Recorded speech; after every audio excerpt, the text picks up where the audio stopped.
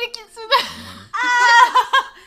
Coucou les kitsune du coup. Bienvenue pour une vidéo Boucool de juin. Je vois, voilà. Et où Alva a fait un effort. Et j'ai été méga raisonnable hein, cette fois. Je sais pas ce qui m'est Vous arrivé. n'imaginez pas à quel point vous allez voir, vous allez le découvrir. Et pour la première fois depuis qu'on fait un Boucool, c'est historique. Je vais pouvoir commencer la vidéo. On peut mettre une croix au calendrier? Exactement. Donc c'est avec beaucoup de plaisir que je vais commencer par vous présenter La Maison de la Nuit, le tome 10 de PC Cast and Christine Cast aux éditions PKJ. Oui. Et donc ici dans ce tome, les intentions de Néphérette commencent à être dévoilées au conseil. Donc Zoé et ses amis ne sont plus seuls pour l'affronter, mais Néphérette menace de plus en plus de façon insidieuse la Maison de la Nuit. Et en plus de ça, Zoé a des visions sur Orox, l'homme taureau. Et donc... Quoi? Non, rien. Orox, l'homme taureau. Bah tu te souviens de l'homme taureau? Ah non, je les ai pas encore lus. Ah oui, je t'en avais parlé. Ah, je sais, tu m'as spoilé. Ils se demandent comment dans cette incertitude ils vont pouvoir faire face au mal. Mal. Et donc voilà. D'accord. À moi. Donc, je me suis acheté une BD. Elle est pas sûre. Le tome 6 de Elf de Gia Listin, Duarte et Saito. Donc la mission des elfes bleus aux éditions Soleil. Donc la couverture est quand même pas mal hein, quand même. Et tout, donc voilà, les elfes, je n'ai plus à vous le présenter, je pense pas. Étant donné que c'est quand même le 6e tome et je pense que je vous ai présenté chaque fois à partir du tome 2. Là je suis en train de lire le tome 4, donc voilà, tout doucement, hein, on y arrive. Et bah ici ça va être, je ne sais pas, Surprise. Bah oui. Non mais bon, je vous dirai quoi dans un prochain update BD manga comme ça. Qui arrivera de façon imminente. De façon éminente en effet. Donc voilà. Alors, le deuxième livre, c'est La carte des mille mondes, tome 2, donc La cité de la soif de Carrie Ryan et John Parker Davis, aux éditions Bayard Jeunesse. Donc voilà, Meryl est rentrée chez elle depuis 6 mois, et sa maman est toujours malade, donc elle va se faire opérer à l'autre bout du pays, et donc il y a une babysitter qui va garder Meryl, mais le torrent pirate se manifeste à nouveau, et Meryl est à nouveau embarquée avec Finn, le magicien, et le capitaine sur le torrent pirate. Et donc ils vont tenter de rejoindre la source de Marité. Exactement, pour essayer de retrouver donc la maman de Finn, donc le garçon dont on oublie qu'il existe si on détourne le regard toutes les 2 secondes, et la compagne, voilà, de son ami, l'ami du magicien, et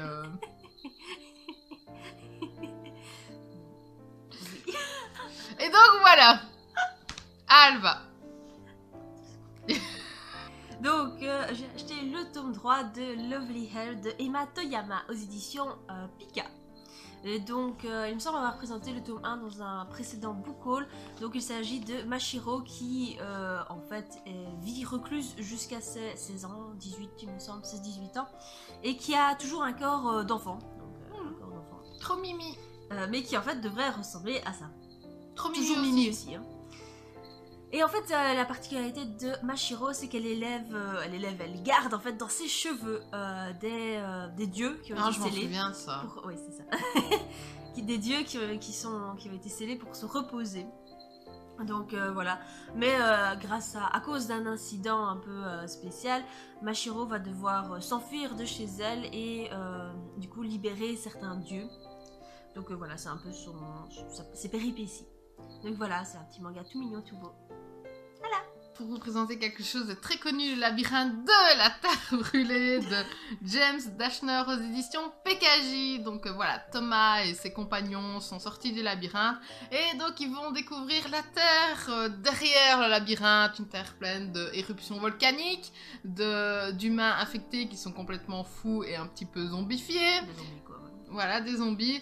Et donc, ils vont chercher, voilà, à survivre et à trouver un remède donc, contre cette infection qui s'appelle la braise. Et une course contre la montre va se mettre en place.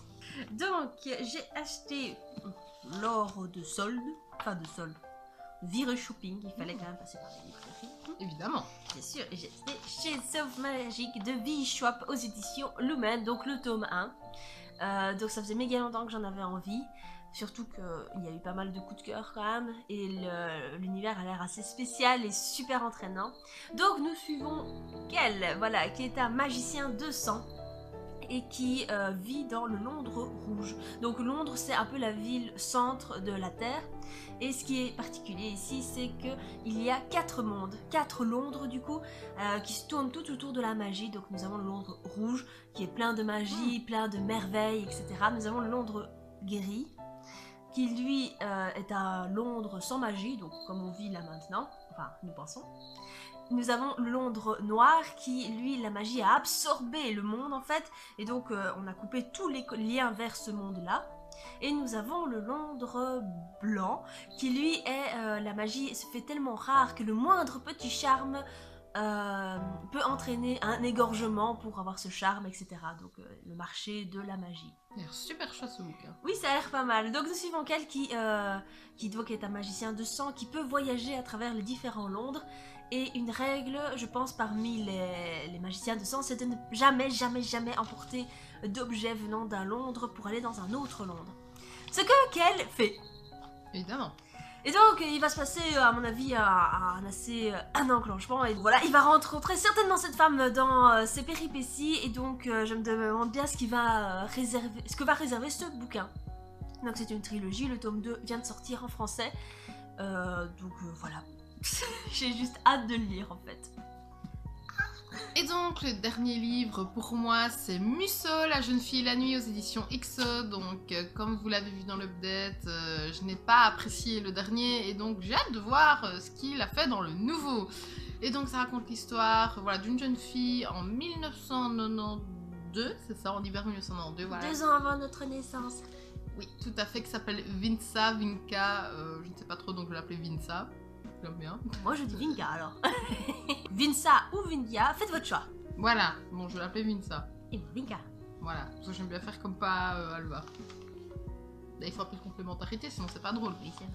Bon, je ne sais pas où j'en étais dans ma description, mais voilà, c'est au lycée, il y a Vinca, il y a une nuit glaciale qui paralyse le campus, et Vinca vit une relation secrète avec son prof de philosophie, et un jour elle s'enfuit avec lui, voilà. Pleine de passion, d'amour, mais elle disparaît à tout jamais. Et puis d'un autre côté, 25 ans plus tard, 2017. Voilà. Fanny, Thomas et Maxime, les amis de Vinca, ne sont plus revus depuis 25 ans et se revoient à une réunion d'anciens élèves. Le souci, c'est qu'ils ont... Attends, Allez. Ah, tes souhaits. Le souci, c'est qu'ils ont commis un meurtre, donc 25 ans plus tôt. Ils ont Quel meurtre? On ne sait pas, à mon avis, c'est toute l'intrigue. J'espère que c'est pas celui de Vinca, sinon c'est trop obvious. J'avoue. Donc c'est celui du prof de philo. Ah, peut-être bien. Ce serait intéressant. Ouais. Et donc ils ont emmuré le corps dans les murs du gymnase. Sauf que gros problème, ils vont abattre les murs du gymnase. Donc voilà. C'est quand même con de faire ça dans un mur. Un jour ça partira quoi. C'est sûr. Enfin, tu peux espérer que ça parte après ta mort quoi, mais... Mais ils étaient jeunes, ils étaient lycéens, ils vont pas réfléchir à tout ça. Oh bah il fallait. Tu tues quelqu'un, t'as des conséquences. À moi. Donc pour rester dans le thème de Londres, nous avons Lady Hélène de Alison Goodman aux éditions Gallimard Jeunesse. Donc ici nous sommes à Londres en 1812. Donc nous suivons Hélène qui a l'âge de faire son entrée dans le monde comme on dit. Donc pour les jeunes femmes de cette époque-là, entrer dans le monde ça veut dire se montrer et commencer à potentiellement entrevoir un mariage, un beau mariage, un grand mariage.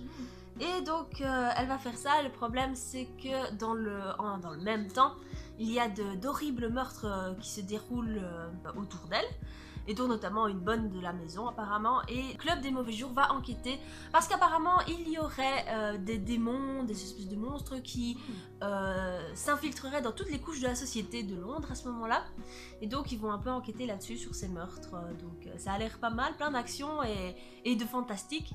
Dans une époque qui m'est chère, parce que j'aime encore bien tout ça, les entrées dans le monde, etc. Donc ça pourrait être un sulfureux mélange. Sulfureux. Donc oui, voilà. C'était mon dernier livre, je tiens à le préciser. J'ai fait autant 4. que Hello. C'est un record. Je sais pas ce qui s'est passé, je me suis même pas restreinte moi-même. Je sais pas, je me sens mal en fait de pas avoir acheté autant. Parce que le mois prochain, je vous le dis tout de suite, il y en aura beaucoup plus. Étant donné que je vais à la Japan Expo, je vais à Paris, donc je vais acheter vu qu'en France les livres sont quand même moins chers. Voilà, donc il y a les soldes, enfin bref, et tout ça. Préparez-vous mentalement. Voilà, ce sera pas... Au bout cool de l'extrême. Voilà. Ce sera pas 15 minutes de vidéo à ce moment-là. Bon, ben, on espère que vous avez aimé. Donnez-vous votre avis sur vos lectures, ce que vous avez acheté. Oui, si vous avez lu un de nos livres, n'hésitez pas à nous donner méga envie de le lire. Enfin, Voilà. Pas qu'on n'en ait pas envie, mais bon. On ne connaît peut-être pas. Voilà. Et donc profitez bien. Oui, et surtout amusez-vous. Voilà. Et